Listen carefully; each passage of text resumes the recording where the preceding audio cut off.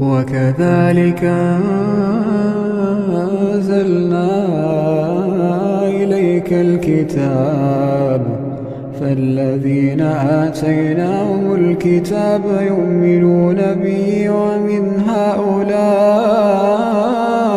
من يؤمن به وما يجحد بآياتنا إلا الكافرون وما كنت تتلو من قبله من كتاب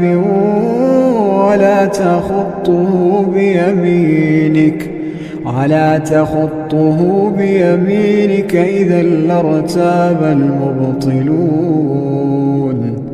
بل هو آيات بينات في صدور الذين أوتوا العلم وما يجحد بآياتنا إلا الظالمون وقالوا لولا أنزل عليه آيات من ربه قل إنما الآيات عند الله